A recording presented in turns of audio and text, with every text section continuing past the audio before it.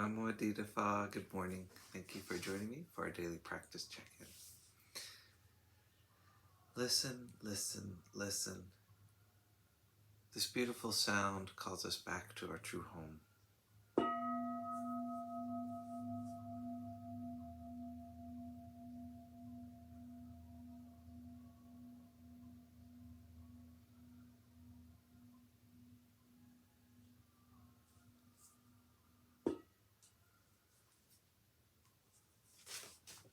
The third mindfulness training. Aware of the suffering caused by sexual misconduct, I vow to cultivate responsibility and learn ways to protect the safety and integrity of individuals, couples, families, and society. I'm determined not to engage in sexual relations without love and a long-term commitment. To preserve the happiness of myself and others, I'm determined to respect my commitments and the commitments of others.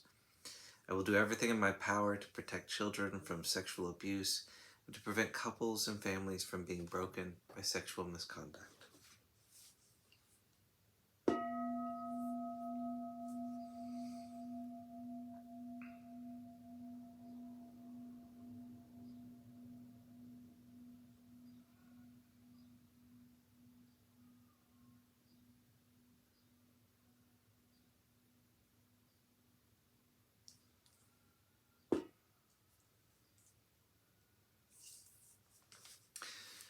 For our Dharma lesson this morning, we have a writing on the 5 precepts by Ajahn Sundara from her book, Paccuppanna, The Present Moment. The Buddha teaches us that when we keep the 5 precepts, when we refrain from harming, from stealing, from sexual misconduct, from using unkind speech, lying, backbiting, and so on, when we refrain from taking drugs, intoxicants, or substances that cloud the mind, we are actually practicing generosity. The Buddha called the precepts the 5 gifts. Now, there are these 5 gifts, 5 great gifts: original, long-standing, traditional, ancient, unadulterated from the beginning, that are not open to suspicion, will never be open to suspicion, and are unfaulted by knowledgeable contemplatives and priests. Which 5? There is the case where a disciple of the noble ones, abandoning the taking of life, abstains from taking life. In doing so, he gives freedom from danger, freedom from animosity, freedom from oppression to limitless numbers of beings.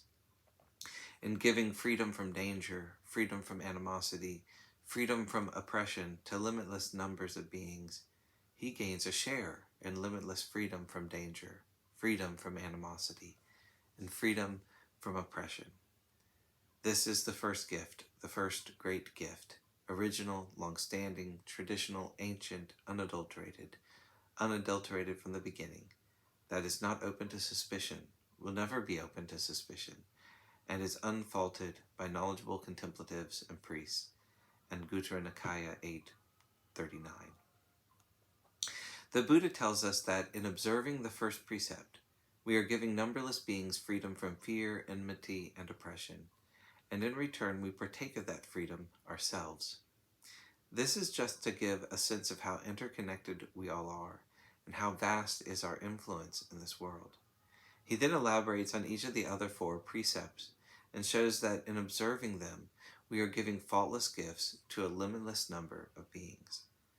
No matter how disenchanted we feel with the world, this disenchantment can be turned into wise understanding of the limitations of our human life. When we have wise understanding, it can have a profound effect on other human beings and bring blessings and happiness into our lives and the lives of others.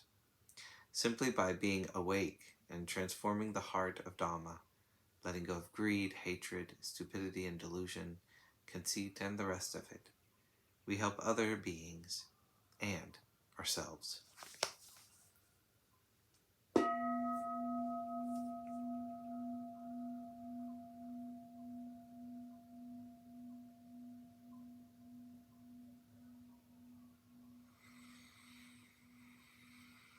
May all beings be well.